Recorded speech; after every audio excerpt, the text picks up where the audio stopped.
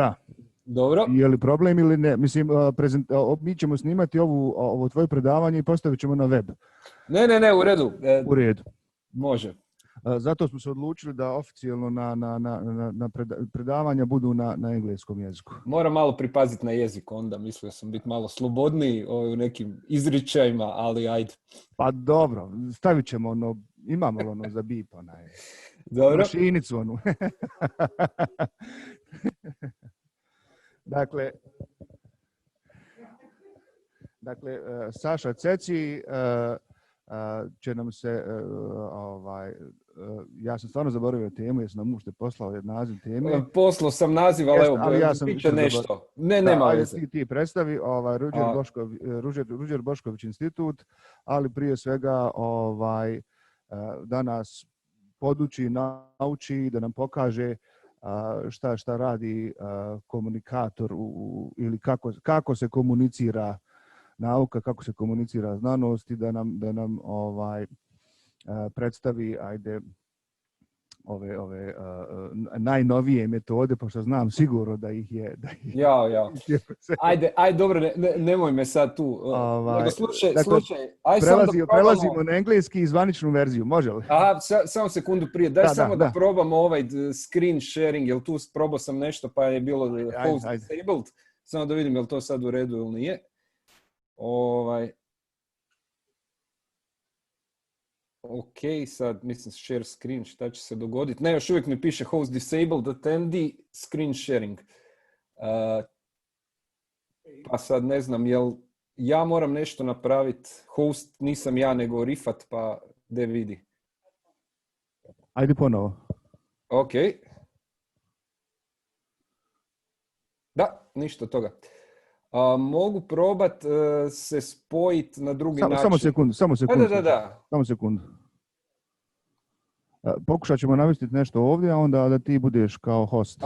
Ako ne bude, probat ću, ja imam negdje aplikaciju, tu Zoom instaliranu, ja mislim, pa ću probat preko nje, preko weba. Odnosno, ja jesam sad preko aplikacije. Evo, samo sekundu. Onda ne znam. Probaj sad. Dobro. Evo ga, nešto se dogodilo. Dobro, sad čekaj da vidim uopće. Microsoft PowerPoint, možda to.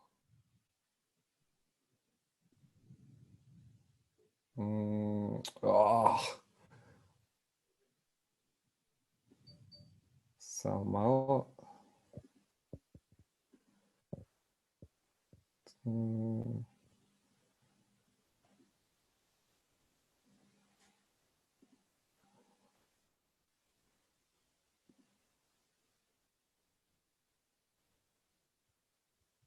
Mislim da moram restartat Zoom, da bi on sad te neke settinge prihvatio. Evo pa će se... Okay.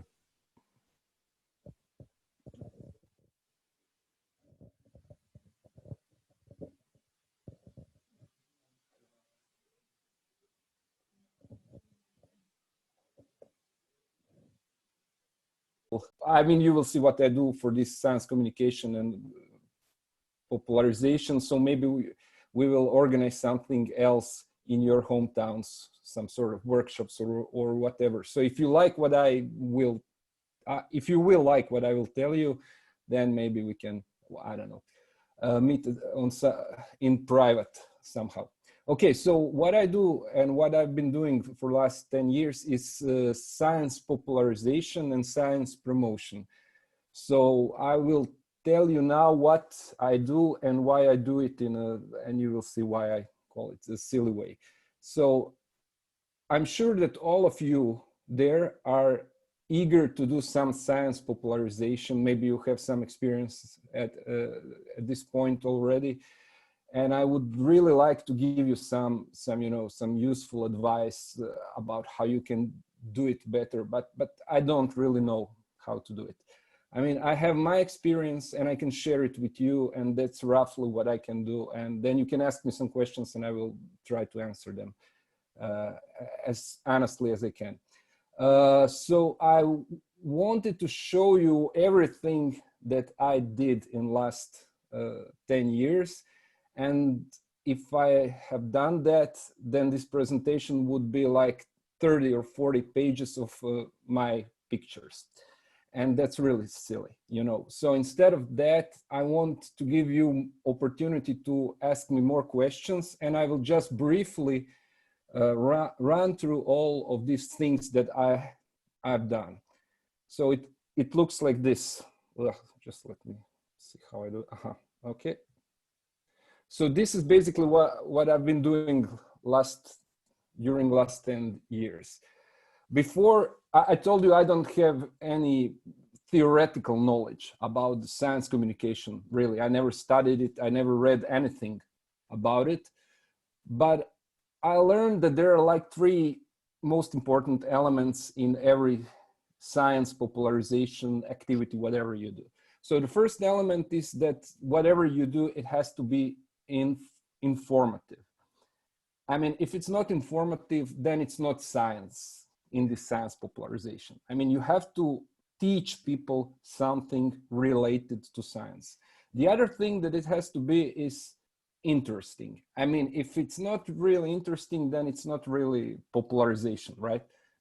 And the third element is sort of wow effect. Now, you want to not only to inform people about some feature of science or how something works, and you don't want to be interesting, so people say, okay, this is nice, and then forget about it, like in 2 days, like we do with all these things that we learn at the university, right? So basically, we want to make this stronger impact on people, and you can do it if you somehow manage to produce this wow effect, you know, so people will remember it. So what I started 10 years ago was a simple blog. I was talking about stuff that interested me in a slightly different way than normally people write blogs, you know. So I had all of these three elements. So the first element, it was informative, and I could do it because I had I worked at the institute. We had this scientific library, and we had access to all of these important journals like Nature, Science, and I don't know, American Physical Society, you know, this physical review letters and stuff like that. So I could get any, if I read anything about any scientific, whatever it was, in any field of science, I could easily, immediately find the journal, the paper in this journal, and I could read it. That was really, really useful. And so all these blogs that I would write were really, really informative. Now, how do you make something like that interesting? That was hard for me to understand because I wanted people to read the stories, but when I write a story about something scientific, it really looks like a page from a textbook. It's rather boring.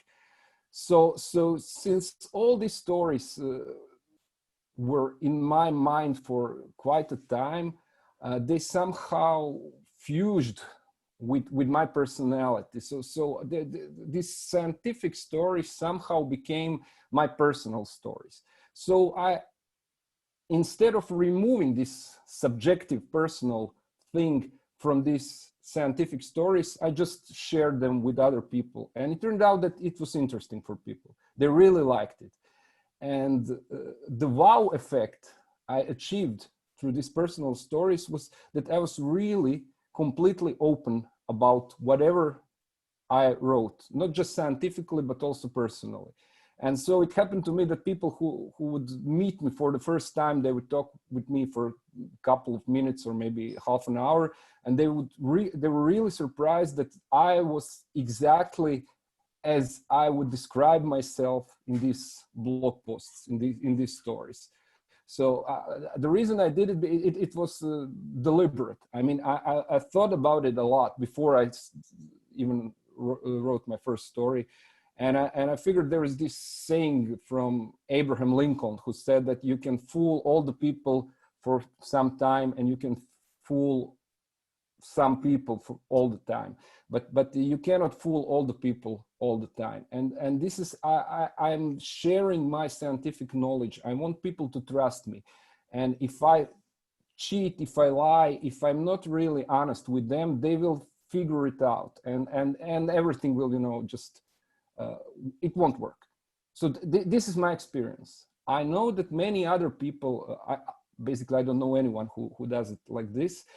The only person I know who did it roughly like this was Carl Sagan in his Cosmos. And his Cosmos was named not just Cosmos, but Personal Voyage. And you can see his personality and his childhood and all these things you can see in this first season, 13, these episodes. So and this Carl Sagan really influenced me a lot, and I really liked this show. So basically this is what I do. The fourth thing I want to share with you, and I will move it a bit faster now. The fourth thing I want to share with you is the lessons I learned from doing these blogs or whatever the science popularization I did. So this fourth thing here is that you need public, and you need the feedback from the public. And I had comment section, and I wrote roughly 110 of these stories on a portal of a Croatian National News Journal. And it complicated how it happened that they were publishing it, and I would publish it every Monday. So it was sort of like a column, but it wasn't a column because the columnists are paid and I wasn't, so shit. But still, I would do that. And so I realized that this comment section and these people criticizing me were extremely useful, because my stories were getting better and better. So what I learned from these 3 years of this blogging was really that you need editor, you need reviewer, you need critics. Find someone, whatever you do, whatever popularization you're doing or promotion, find someone who you can trust and who will tell you when you're screwing it up. It's extremely important. Okay, so when I started in 2010, immediately there is a huge group of people, some physics students, some completely different people approached to me, and we started meeting in these pubs. And a year later, we started with these skeptics in the pub meetings. Every month we would have a meeting and we would invite someone. Skeptics in the pub is it's not something that we invented. It existed for quite some time, but exists, but whatever. It's invented in 1999, I think, in Britain. And so the whole idea is that you invite an interesting person, and then he talks about some skeptical, whatever, critical thinking or some other stuff, or science.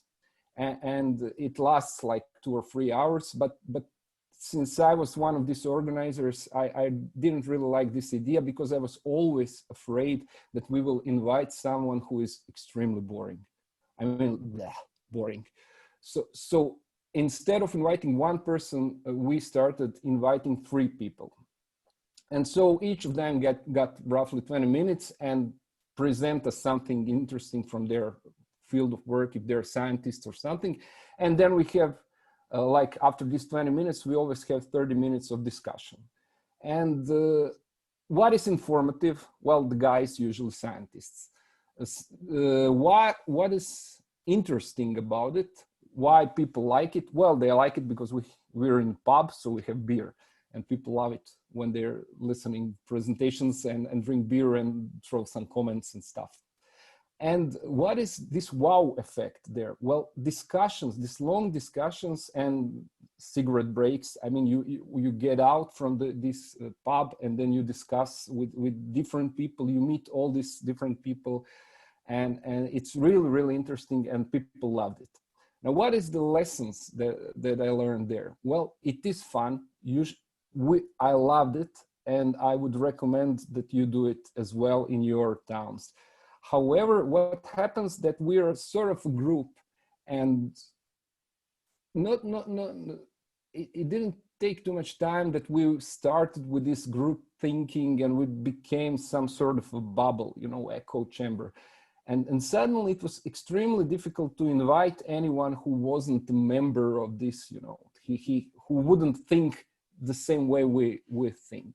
And that is a bit tricky, you know. So you always need new people, you always need new blood, and this is, we didn't do it like this, and it's really hard now. But still we are doing it, and apart from this stupid COVID disease, that we would be doing it now if there wasn't like this. So 3 years after I started my blogging, an editor from Croatian television approached me and asked me if I want to do a science show, if I want to be a host of a science show. So, I mean, if you have received these materials I had sent you through Mirza, maybe you can read it in more detail. I don't want to, you know, get in all these details. Basically, the third element is the scientific show. We had like 7 seasons, and now we're running the 8th in September, I think. And so it's informative because it's like a talk show and we invite scientists. So it's informative. What is interesting about it? What is different from other shows where you have these scientists that come and, you know, talk with journalists? Well, hosts, I and other hosts, there are always 2 hosts there. We are scientists as well. This is different, and this is interesting because we can talk with other scientists about various topics, and we can change topic immediately if something is interesting. So we don't have these fixed questions that we have to ask, and if we don't ask them, then we are completely lost. So we realized immediately if the guest answered something that he shouldn't at that point, so then we change it immediately. So it is a bit different, and people somehow like it. Now, what is wow effect about this show? Well, okay, we have this YouTube videos, and we shoot some things in laboratories, and there's sort of music there, and it's sort of cool, but some people tell me that I sometimes get this crazy in a show, so I start blabbing crazy stuff, and people sometimes love it. So these are things that people remember. But what I learned from this is that it's extremely hard when you have a huge group of people. Like it's like machinery, like the factory where we produce each week, we produce new materials. It's really hard. It's hard to change anything. It's hard to improve anything. We can discuss it for weeks and weeks that we should change something, and then we ask for this change to be made, and it's never made. And it's hard, you know, it's really, really hard. And I don't get this feedback like I did when I was writing blog. Immediately you get some people telling you this is too long, you know, you should do it differently, you're stupid, you're ugly and stuff. And in television, it was nice. Well, thank you. It's not useful. You know, we need some critics, we need some, I want to be better in that, but I don't see how. I need help from other people. And this is why these critics or all these terrible people that we really don't like, they really help us. Okay, so in 2017, something else happened. First of all, there was this Connect One meeting, which was really, really beautiful. And I thank Mirza one more time for inviting me there. Another thing that happened roughly almost in the same week was that someone asked me to explain on the Facebook, because when I started with the TV show, I stopped with my blog, but I continued to write some crazy stories on my Facebook. So in 2017 summer, I wrote a story about why is it that this sunbathing, the sun is more dangerous at 1 p.m. than in high noon. And in high noon, we all know that the sun is in the top position on the sky. And I was like, yeah, okay, right. So why is it that it's more dangerous in 1 p.m.? And I thought, well, I don't know. So I thought about it a little, and then I realized that I'm a completely stupid person, because the point is that we have this daily saving times during summer. And so the high noon, or when sun is in the top position, is not at 12, but at 1 p.m. But before I reached to this conclusion that I'm really, really stupid, I made this graphical representation of these positions of sun at any point 24 hours during the day, and for each day during this summer months. And so I sent this graphical representation in blue and red and yellowish and whatever color, and to this friend of mine. And he said, "This is so beautiful, you should publish it." Where? On Facebook? Okay, I will do it, but it's, you know, I just have this one thing to say, that I'm stupid, really. And he said, "Okay, write a story about it." And I wrote a story about it, and I published it, and I went swimming, you know. And during my swim, I was at the seashore at the time. It was roughly, you know, just before NEOM meeting, and I figured I'm even more stupid than I thought, because I made a mistake in this post, and I said, okay, when I come back home, I will fix it. And then I got there, and I realized that it was shared more than 100 times, and that two of these news portals, already shared it on their sites. And it was completely crazy, because it was wrong, you know, what I wrote there.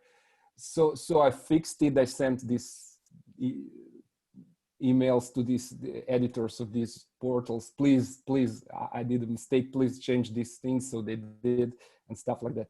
But the point is, it was really, really interesting. And this was the first time I wrote a story about physics in 2017. I'm a physicist, but I really didn't believe that I know enough physics to write stories about physics and explaining stuff. And so feedback was so great, and people were so enthusiastic about it, that a couple of days later, I wrote another story about why we are sweating and why is that making us cooler. Okay, colder, really. And then I wrote another story, and another about the sea tides, and another about why these crickets are producing these sounds in these frequencies, and what this has to do with the temperature. And people really, really loved it. They invited me to some crazy television shows and stuff. Everyone loved physics. So when I started this blog for the second time, it was on the Facebook, really. And I started producing these stories about physics. And what I realized that first of all, it was informative, because I'm a physicist, so I know this general physics. And so I can explain stuff, and I can check stuff in the textbooks and wherever I want. But still, all these stories were not textbook pages, but they were personal stories, like in my first blog. And I was talking about me entering the sea, and I was cold. And I was talking about me sweating like a pig, and why we say that when pigs don't sweat, really. And I was talking about me. All of these stories were really about me, and they were personal stories, and people loved that as well. And so what was the wow effect in this? Well, I was saying crazy stuff in these stories as well. So people really loved that I was so crazy. And they didn't expect scientists to be that crazy, really, even though they knew me from before. And the other thing that I also had in my blog was this openness. I would say all this stuff really, really honestly. I think this honesty is important, because this is not just we are doing this science popularization so more people would come to the universities and to this STEM or whatever, teaching physics teachers, stuff like that. I mean, the more important thing than that is that we have this problem with public understanding of science, which is, it's more public misunderstanding, or completely missing the point with science. And this is where we are crucial. And I will show you that later in my talk. Why are we crucial? And we're crucial, and we can help only if people trust us. And if we are not open, if they don't see us as a people, as persons, but if they see us just someone who is reading from the textbook and then explaining it to these all stupid people who don't understand, we're lost. We are lost completely. And it's not just us, it's not just this, that we don't have physics teachers anymore, and that is the problem. We don't, and it's extremely big problem. But even bigger problem is that public doesn't really believe science anymore. And this is what we see with this COVID-19. This is what we see with 5G. This is what we see with GMOs. This is what we see with vaccinations, with everything. They don't trust science. So I think this openness is really, really important. So what I learned about this is, well, I wasn't published in on these portals. These stories weren't published on these portals because I'm really, really good. There are other people who are really, really good, even better than me, much better than me, and they're not published. And now I do some stories which are really, really good, and they're not published. There is a reason why. Because journalists and editors and owners of media don't want them to be published. Sometimes there is extreme problem. Sometimes it's just because it's politically or whatever, you know, this worldview-like thing. But sometimes it's really because they are not sure whether they could trust you or not. And in my case, in 2017, there was this guy who wanted me to publish this story. He is sort of famous, and he went to this owner of a portal and said, you should share this thing. And so this is what happened. And this is why all the other people really saw it. So you need to have that people that will push you this extra mile. It doesn't matter how good you are. If you don't have that people, then you're, well, screwed, really, in this popularization. Okay, so what happened that I gathered this blog posts from 2010 to 2013 and this Facebook post from 2017 to 2019, and I published 2 books. And well, one thing that I really liked was this book promotions, so I could visit all these different, you know, towns and meet with my friends, and it was really, really nice. But it's hard, it's exhausting, and it is expensive. I mean, to travel around. It was fun for me, but it was really, really hard. Okay, I will just briefly mention that I was also organizing some of these open days at the Ruđer Bošković Institute. I was the coordinator in 2014, and I participate in all these open days since. It's informative because they are scientists. It's interesting because we have lots of this scientific equipment, so people can see these accelerators and microscopes and stuff. And there is a wow effect because we do all these crazy experiments, exploding liquid nitrogen in plastic bottles and stuff like this.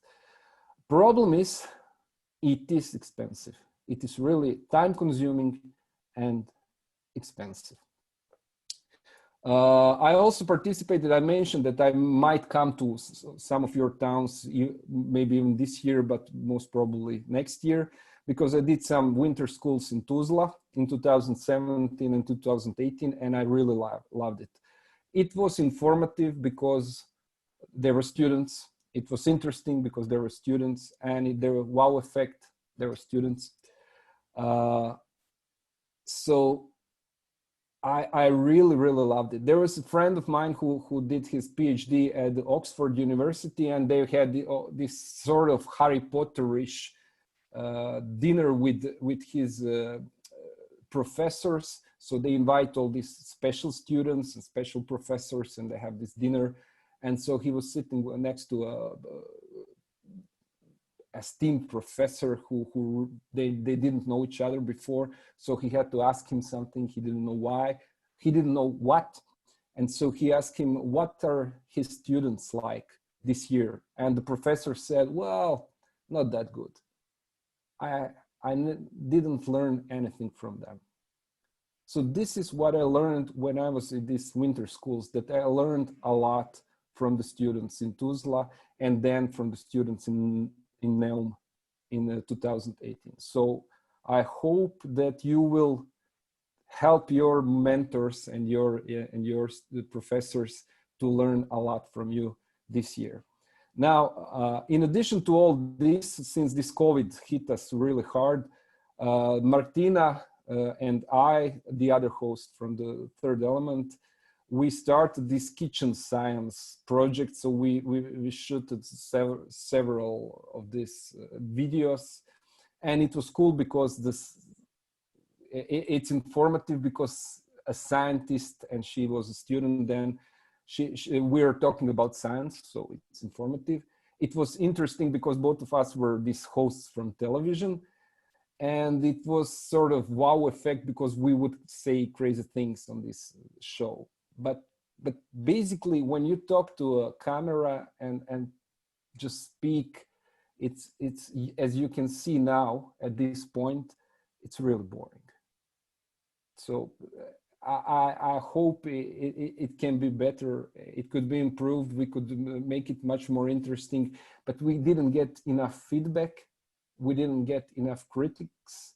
We didn't get enough public to somehow mold us to be more interesting and more fun. Hopefully, I guess we could be more fun. I don't know. This is all I did. I did some other stuff, but I don't think it's really that important. We can discuss it later if you like.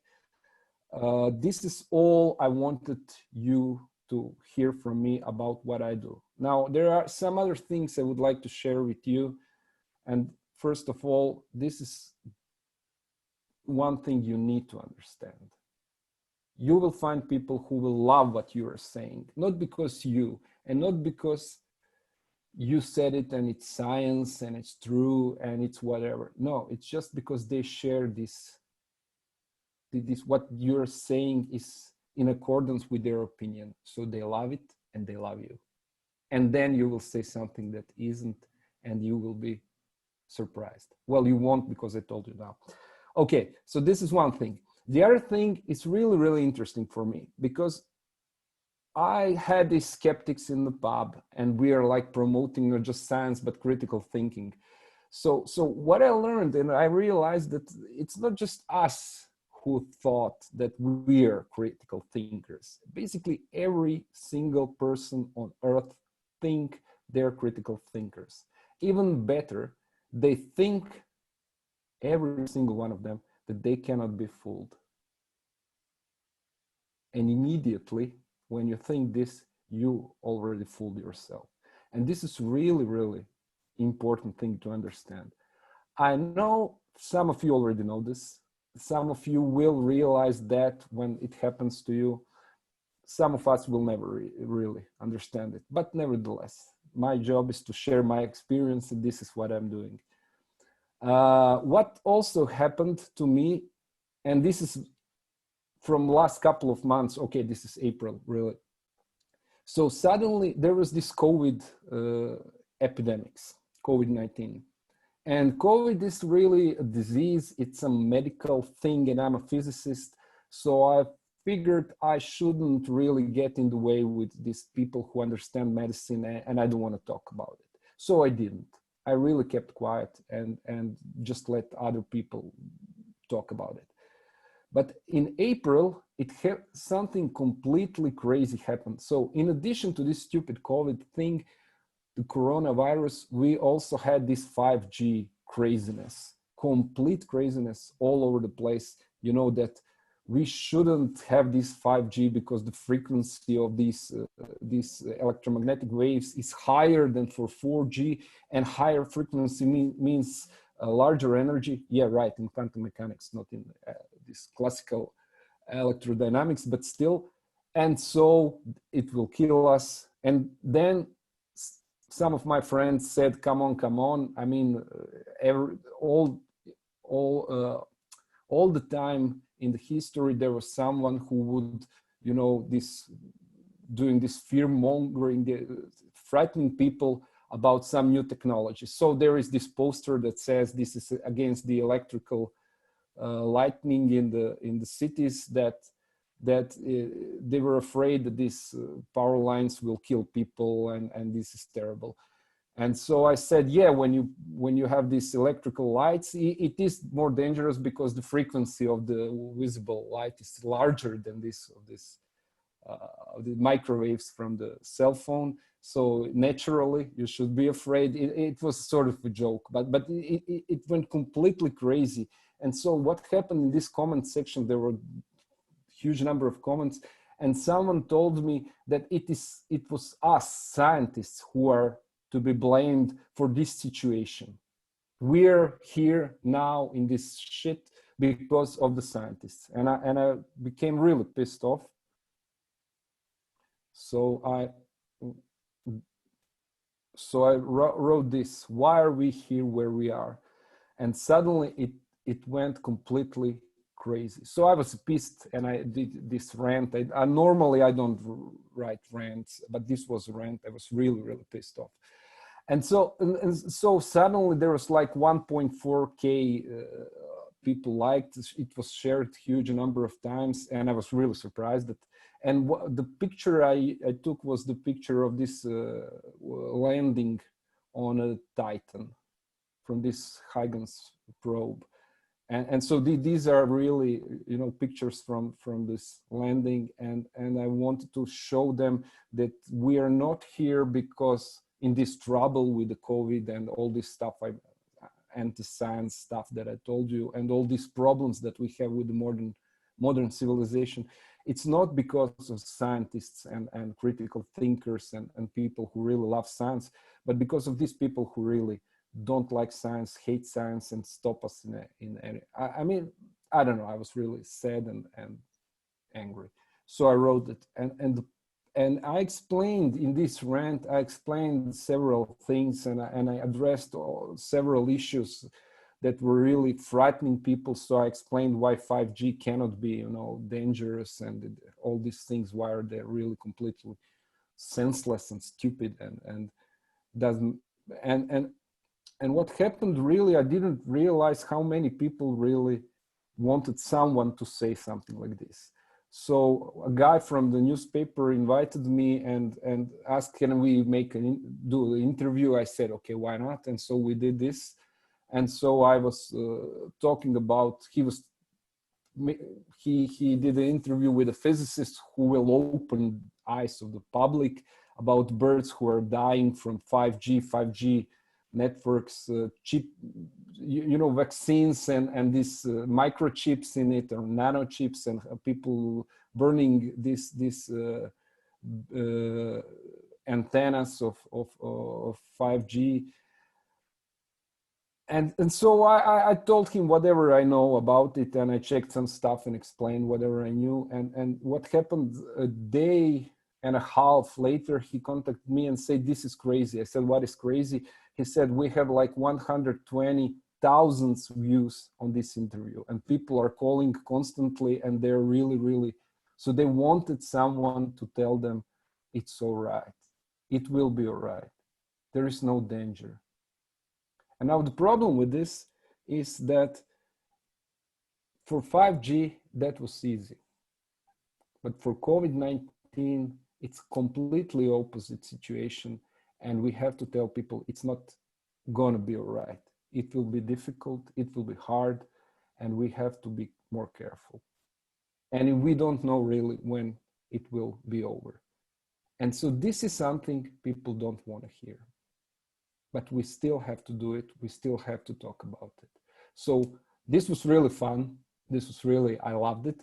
And in this, so there is a picture of me, at least one in this presentation. So you can see me, but on the, I think it's your right side, you maybe recognize Jelena Kalinic, who is there with you. And this picture is from Sarajevo, from this book promotion I did. So the point is, whatever it is it COVID-19, is it 5G, is it GMOs, is it UFOs, whatever, I don't want to believe. I mean, I do, like all other people, I want to believe, but I don't really, it's not enough for me just to believe. I want to know. And this is what I think I want to share with you and other people. And I think you want to share this with other people as well. Sometimes it's frightening, especially with COVID-19. The more we know, the more we are afraid. And it is a bit tricky how to handle that. And this is why all these experts that are working for government are getting so much heat, because it is extremely difficult what they are doing. And if we can help them as a scientists and students and science promoters and science popularizers, whatever is that word, I think we should help them, you know, so that public knows better what is really the case with all these face masks and how viruses go from one person to another and all that other stuff. This is really, really important. Okay, now I'm closing this talk now, and I want to share one thing that I really, really like. That is this saying from this famous scientist and science fiction writer: any sufficiently advanced technology is indistinguishable from magic. This is really old saying. I was a kid when I heard it, and probably it was even from the time before that. But it's still true. It's still true. All these technologies that we have, if we think about it, for many of our fellow citizens, but even for us, it is a bit magical, really, how all these things work. And we try to remove this magic from when we talk about science and everything, but maybe we shouldn't do it so efficiently. And there is another saying that I wrote, that I saw on a wall, which says that there is too much magicians and too little magic. And I think that is also true. Because we all try, you know, to remove this magic, and we try to lie, whatever you want to, however you want to interpret these first two words. But the point is, there is too little magic now, and we should share this magic somehow. And if you want, I will share this moment of magic with you here.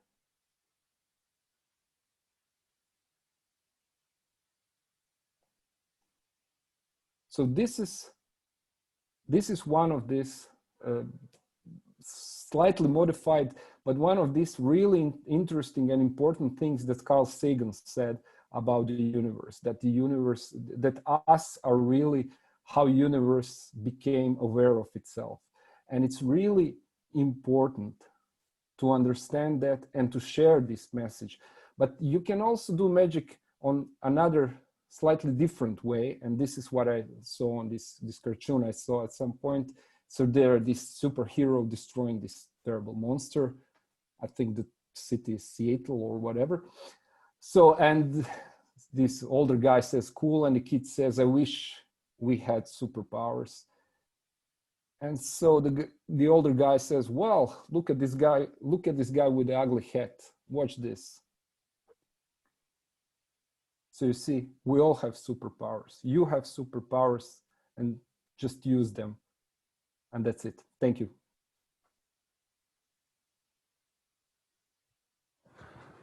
Okay, thank you, Saša. And I would like to ask if anybody has some questions.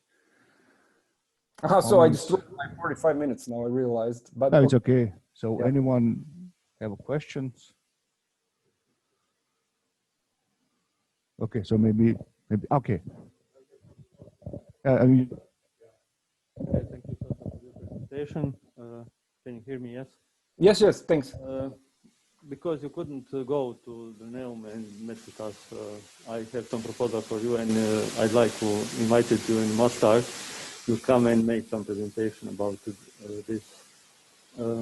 We can call it some activities of this project. Oh yeah, I mean the Mostar. I missed Mostar. If you like, if you have time and want. No, definitely. I will surely go to Split at some point, and it would be great if I go to Mostar. Thank you for the invitation. Okay.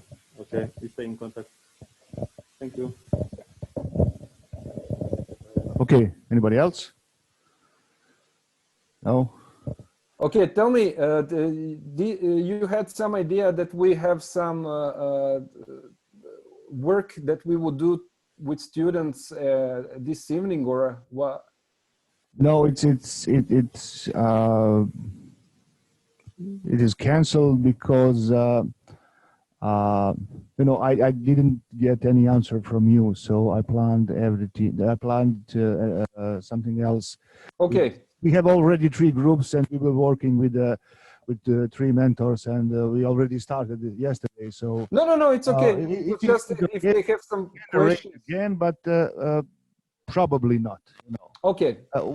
Yeah, you understand. You understand. Yeah, no, it's okay. I just wanted to say that if someone has, any of your students have any questions for me, they can ask easily. So I figured maybe it would be this evening, but at any point, I send you these materials. They're really draft, so it's not really great, but there are some information there, so they can read. Again, I didn't send to anyone, so I'm sorry, I forgot it. I will. Okay, no, don't worry. I had some problem in Tuzla, so no, I know. I will. It's all right. Yeah, It doesn't matter. I mean, I wanted to ask them if any of them I will send read it, and probably something. they wouldn't. Yeah. So it's really I mean, I don't want to give them more things to do. They should enjoy themselves there and not work too much. I mean, that is the idea, right? You should work, but not too much. Okay. Of course. So if there is no, if someone has any question, I mean, you just contact me or send. Mirza will give you. I'm talking to students now. Mirza will give you my email, or maybe you have it already. So just send me email, and we can. I can tell you whatever you want. I mean, about all this what I was talking now. So okay, let's thanks Saša again. Okay, guys. Thank you, and see you. And probably see you somewhere in Tuzla, in Mostar. Tuzla, Mostar, Novi Sad. For sure, we will see each other next year in another Connect, I suppose. Did you know that we will have a Skype and on Friday, 12 o'clock or 1 o'clock? Well, it's tricky because I have this the one of the you reason have, I couldn't come is really this meeting. Yes. Yeah, I have this presentation. But, I waited 10 years for this. I waited 10 years for this presentation. Sorry, you know, it's really, and it happened at just at this time. And so okay, you will be informed for sure about what we agreed or not about next Connect. So okay, we will have a Skype with Saša and Marcus. Whatever you agree, okay. I'm okay with that. I mean, Frankfurt was fantastic idea. Neum again and Banja Luka is fantastic. Sarajevo is fantastic. And we should, at some point, probably we should go to maybe Novi Sad, right? Of course. Yeah, or some other town. I mean. Okay, so see you and bye-bye. It's nice. I've been there just recently. You don't want to stop. No, come on. Okay, so okay, guys, enjoy your time. You. Bye.